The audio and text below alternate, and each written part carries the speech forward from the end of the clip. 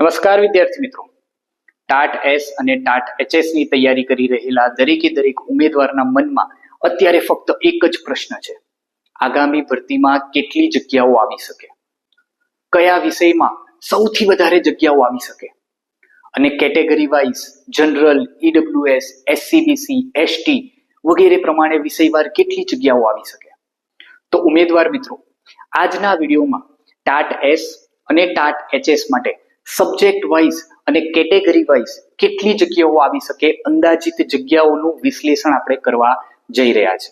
અને આ એનાલિસિસ એ Gujarati મીડિયમની government school અને ગ્રાન્ટીનેટ સ્કૂલની જે અંદાજિત જગ્યાઓ હતી 2024 અને 25માં જે ગવર્મેન્ટે બહાર પાડેલી હતી એના એનાલિસિસ થ્રુ, એટલે કે એને આધાર તરીકે લઈને આપણે આ એનાલિસિસ કરવા જઈ રહ્યા છે. તો વિદ્યાર્થી મિત્રો, આ વિડીયોમાં આપણને જાણવા મળશે કે ટાટ એસ માં વિષયવાર કેટલી જગ્યાઓ આવી શકે છે. એ જ રીતે ટાટ એચએસ માં પણ વિષયવાર અને કેટેગરી વાઇઝ કેટલી જગ્યાઓ અંદાજિત આવી શકે છે.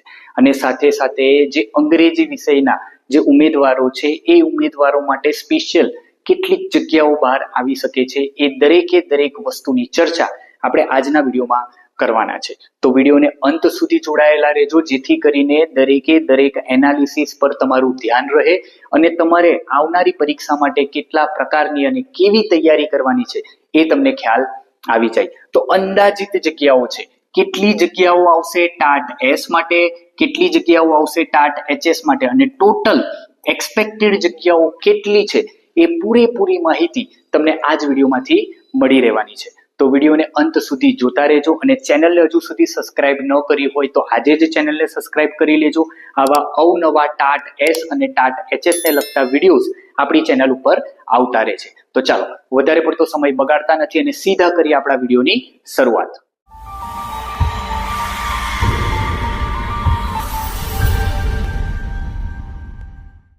સૌથી પહેલા વિદ્યાર્થી મિત્રો, તમારા માઇન્ડમાં એક પ્રશ્ન થઈ રહ્યો હશે કે આ વેકેન્સી લિસ્ટ કઈ રીતે તૈયાર થઈ. હજુ ગવર્મેન્ટ દ્વારા કોઈ ઓફિશિયલ વેકેન્સી લિસ્ટ બહાર પાડવામાં આવ્યું નથી. તો આ જગ્યા કઈ રીતે તમે બહાર પાડી, તો એનો એક અંદાજ હું તમને આપી દઉં છું કે આ બેઝડ ઓન ઓફિશિયલ 2024-25 નો જે વેકેન્સી ડેટા હતો એનો આધાર લીધેલો છે. હમણાં સરકારે જે ભરતી કરેલી છે એ ભરતીમાં 2024માં જેટલી પણ વેકેન્સી હતી એનો આધાર લીધેલો છે. સાથે સાથે ગવર્મેન્ટ અને ગ્રાન્ટીનેટ બંને જે વેકેન્સી છે એને આપણે કમ્બાઈન કરેલી છે. Subject wise, category wise ratio પણ આપણે જાળવેલો છે કે કયા સબ્જેક્ટમાં કઈ કેટેગરીમાં કેટલી જગ્યા આવવાની સંભાવના છે. અને ફક્ત ગુજરાતી મીડિયમની વેકેન્સીને આપણે ધ્યાનમાં લીધેલી છે.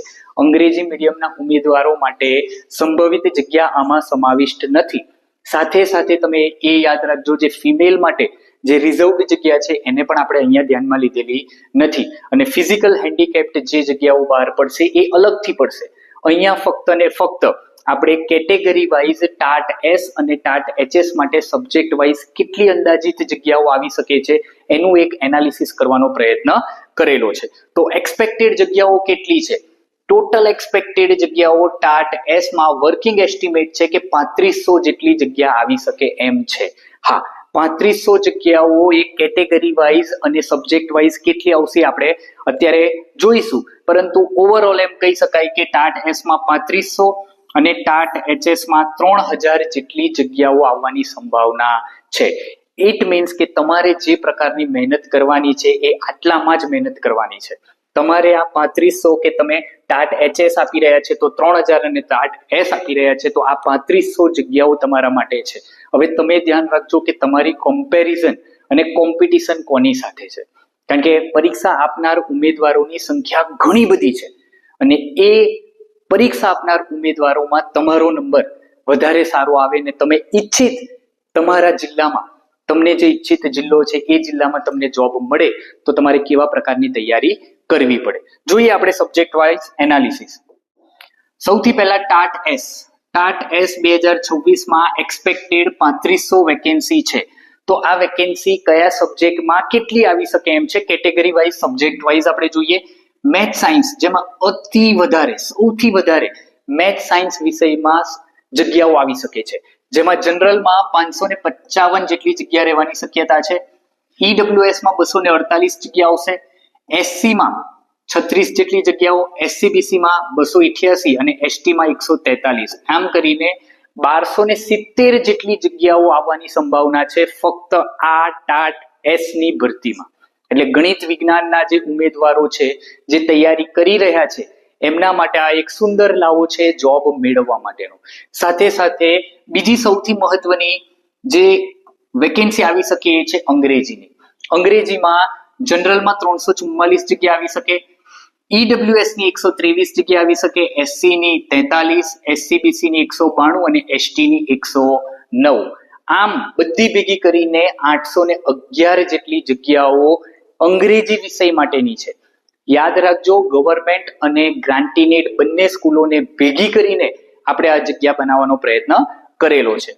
ત્યારબાદ સૌથી વધારે જગ્યા છે સોશિયલ સાયન્સની, 311 જેટલી જનરલ આવશે, EWS માં 91, SC માં 32, SCBC માં 185 અને ST માં 114 મળીને 733 જગ્યાઓ. ઇટ મીન્સ કે આ ત્રણ જે વિષય છે, ગણિત વિજ્ઞાન છે, અંગ્રેજી અને સામાજિક વિજ્ઞાન, તો આના જે ઉમેદવારો છે એ ઉમેદવારો પરીક્ષાની તૈયારી કરી રહ્યા છે તો ખૂબ ધ્યાન આપે. તમારા માટે સૌથી વધારે ભરતી આવવાની સંભાવના છે. આ રેશિયોમાં ઘણા બધા રિટાયર થશે, એ પણ રેશિયો એડ કરવાનો થશે. આ તો ફક્ત અને ફક્ત આપણે 2024-25 ની જે ભરતી હતી એનો જે સત્તાવાર ડેટા હતો એ ડેટાને અહીંયા એનાલિસિસ કરી રહ્યા છે. ત્યારબાદ રિટાયર થયેલા જેટલી પણ જગ્યા રિટાયરમેન્ટ થઈ અને જે જગ્યા ખાલી પડેલી છે એ જગ્યામાં એડ કરેલી નથી. તો ગુજરાતી વિષય માટે 132 જનરલમાં, EWS માં 60, SC માં 17, SCBC માં 91 અને ST માં 89 મળીને કેટલી જગ્યાઓ આવવાની સંભાવના છે તો કે 389 જગ્યા આવવાની સંભાવના છે. યાદ રાખજો વિદ્યાર્થી મિત્રો, જે ગુજરાતીની તૈયારી કરી રહ્યા છે એમના માટે મેરિટ ઊંચું જ રહેવાની સંભાવના છે. ગુજરાતી જેવા વિષયનું મેરિટ ઓલવેઝ ઊંચું રહે છે. આપણે હજુ પણ એ એનાલિસિસ કરવાનો પ્રયત્ન કરીશું કે કેટલા માર્કની તૈયારી તમારે કરવાની છે અને ગયા વર્ષમાં કેટલા માર્ક સુધીને લોકોને જોબ મળેલી છે. તો એનું એનાલિસિસ પણ અત્યારે આપણે કરી રહ્યા છીએ, તો એનો વિડીયો પણ આપણે લાવવાનો પ્રયત્ન કરીશું. ત્યારબાદ હિન્દી વિષય માટે 42 જનરલમાં આવશે, EWS માટે 19, SC માટે 2, SCBC માટે 18 અને ST માટે 26 મળીને 107 જગ્યાઓ. કેટલી? 107 જગ્યાઓ આવી શકશે. સંસ્કૃત માટે 32 જનરલમાં આવશે, EWS માટે 24 આવશે, SC માટે 7, SCBC માટે 17 અને ST માટે 14 મળીને 94 જેટલી જગ્યાઓ સંસ્કૃત વિષયમાં આવી શકે છે.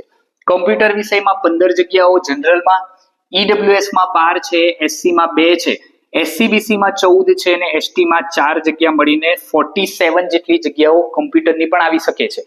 સાથે સાથે PE છે, એગ્રીકલ્ચર છે અને ડ્રોઈંગ છે. આ વિષયો એવા છે કે જેમાં બહુ રેર જગ્યા તમને દર વર્ષની અત્યાર સુધી જે 3 પરીક્ષાઓ લેવાય છે એ 3 પરીક્ષાઓમાં આમનો રેશિયો પહેલેથી જ ઓછો રહ્યો છે. તો PT માં, એગ્રીકલ્ચરમાં અને ડ્રોઈંગની જે ઉમેદવારો પરીક્ષા આપી રહેલા છે એ ચેક કરી લેજો તમારી કેટેગરી વાઇઝ ટોટલ કેટલી જગ્યા આવવાની છે. મોસ્ટ એક્સપેક્ટેડ જનરલમાં 1450 જગ્યા જેટલી જગ્યા આવી શકે છે, EWS માં 588, SC માં 144, SCBC માં 814, ST માં 504 મળીને ટોટલ 3200 જેટલી જગ્યાઓ એ આવનારી ભરતીમાં આવવાની સંભાવના છે. આ થઈ વાત ટાટ એસ માટેની. હવે ટાટ HS ના ઉમેદવારો માટે જોઈએ. યસ, ટાટ HS 2026 ની જે પરીક્ષા છે એ પરીક્ષા બાદ એક્સપેક્ટેડ વેકેન્સી અંગ્રેજીમાં સૌથી વધુ છે. જુઓ, ટાટ HS માટે એટલે કે ટાટ HS માં પણ જે તૈયારી મિત્રો કરી રહ્યા છે એ સૌથી વધારે ધ્યાન અહીંયા આપે. તમારા માટે સૌથી વધારે જનરલમાં 248 જગ્યા આવી શકે, EWS માં 52 જગ્યા આવી શકે છે, SC માં 20, SCBC માં 91 અને ST માં 44 મળીને 455, લગભગ 450 જેટલી જગ્યાઓ તમારા માટે છે અને આ જગ્યાઓમાં આપણે પોતાનું સ્થાન ગ્રહણ કરવાનું છે. તો તમારી તૈયારી પણ એ મુજબની હોવી જોઈએ. ગુજરાતી વિષય માટે 182 જનરલ આવી શકે છે, EWS ની 48, SC ની 20, SCBC ની 119 અને ST ની 66 મળીને 435 જેટલી જગ્યાઓનું એનાલિસિસ થઈ રહ્યું છે અને એ જગ્યાઓ લગભગ આવી શકે એમ છે. કોમર્સ વિષય માટે 194 જનરલની જગ્યા આવી શકે છે, ઈડબ્લ્યુએસ ની 60 જગ્યાઓ આવી શકે છે, એસસી ની 15, એસસીબીસી ની 84, એસટી ની 37 અને બધી ભેગી મળીને 390 જેટલી જગ્યાઓ એ આવનારી ટાટ એચએસ ની પરીક્ષામાં તમને સંભવિત જોવા મળી શકે એમ છે. સાથે સાથે સોશિયોલોજી 126 જનરલ છે. તમે જોઈ લો કેટલી જગ્યા છે, 296 જગ્યા જેટલી જગ્યા આવવાની સંભાવના છે. તો આ કેટેગરી વાઇઝ છે.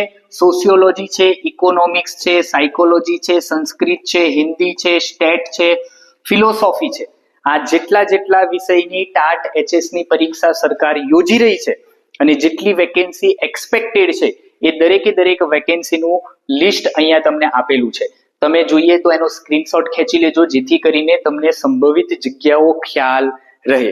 યાદ રાખજો, આ કોઈ ઓફિશિયલ જગ્યા નથી.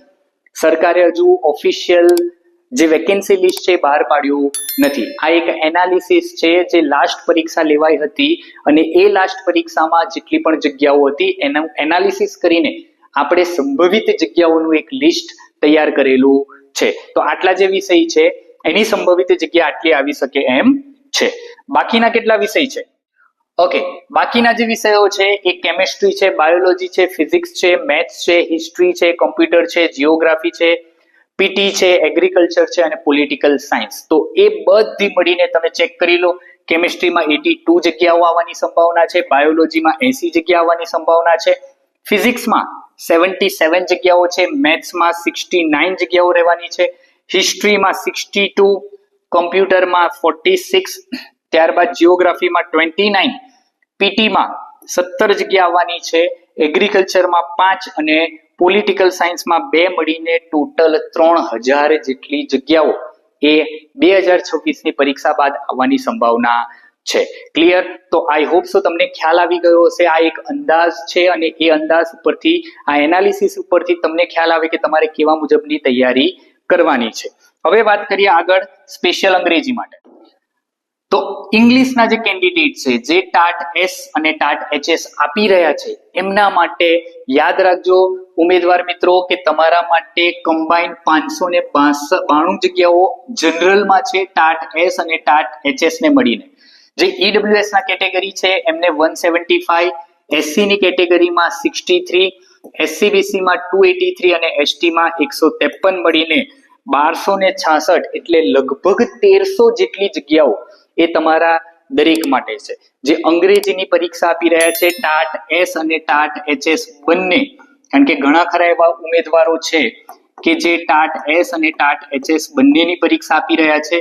તો એમના માટે સૌથી પહેલા તો એ મહત્વનું છે કે તમારે જાણી લેવું કે તમારું પ્રભુત્વ કયા વિષય અને કયા ધોરણ ઉપર છે.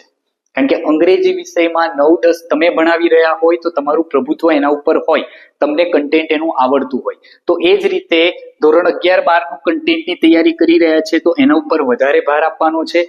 ડિસાઈડ તમારે કરવાનું છે કે તમારે કઈ જગ્યા ઉપર જોબ કરવી છે. એવું નથી કે જેમાંથી પાસ થઈ જઈએ એમાં આપણે જઈશું.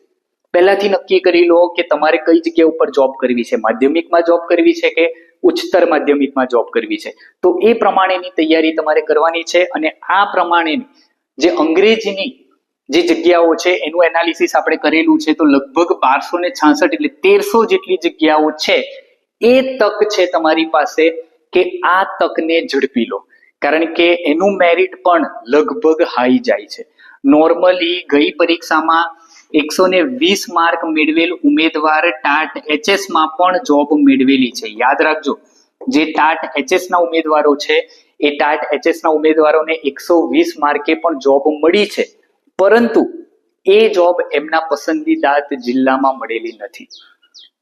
કારણ કે છેલ્લે 120 માર્કે તો આપણને જે જિલ્લામાં જોબ મળે એ જિલ્લામાં તમારે જવું પડે. તો તમારી ઈચ્છિત જિલ્લામાં જો તમારે જોબ જોઈતી હશે તો તમારું 150 માર્કનું એક ધ્યેય હોવું જોઈએ કે જે ધ્યેયથી તમે પરીક્ષા આપો.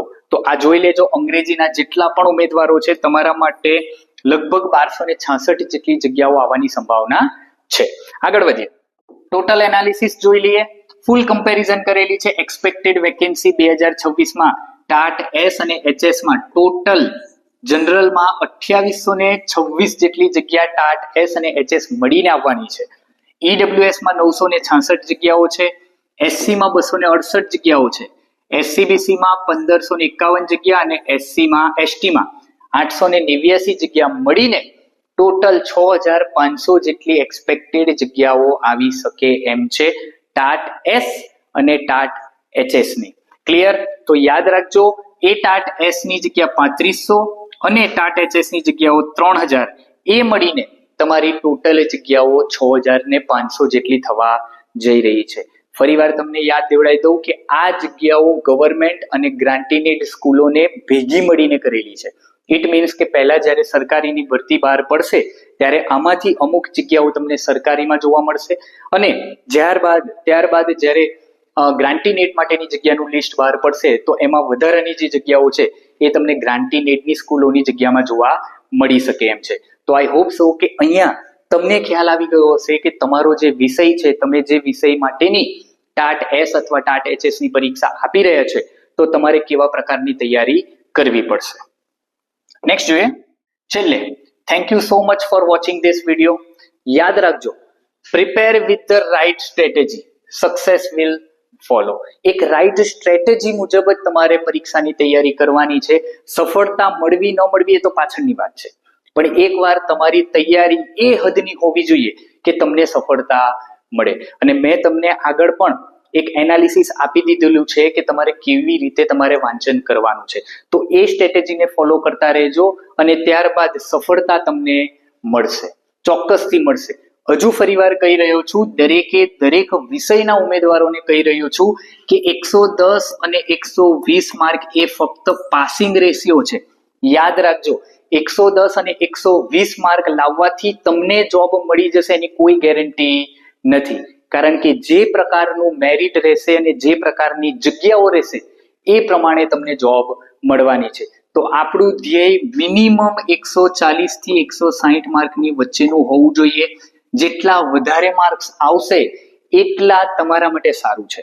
એ તમને ખ્યાલ છે કે તમે જેટલો સારો સ્કોર કરશો એટલો સારો જિલ્લો તમને મળવાની સંભાવના છે. કારણ કે તમે જે જિલ્લામાં રહી રહ્યા છો અને તમારી ઈચ્છા એવી હોય કે મને આ જ જિલ્લામાં જોબ મળે તો એના માટે મહેનત પણ તમારી એટલી હોવી જોઈશે. તો આઈ હોપ સો કે તમને આ અંદાજિત જગ્યાઓના લિસ્ટ ઉપરથી કઈ રીતની તૈયારી કરવાની છે એની માહિતી મળી ગઈ હશે. તો બેસ્ટ ઓફ લક. ફરીવાર મળીશું એક સરસ મજાના બીજા વિડીયો સાથે. ત્યાં સુધી જય હિન્દ.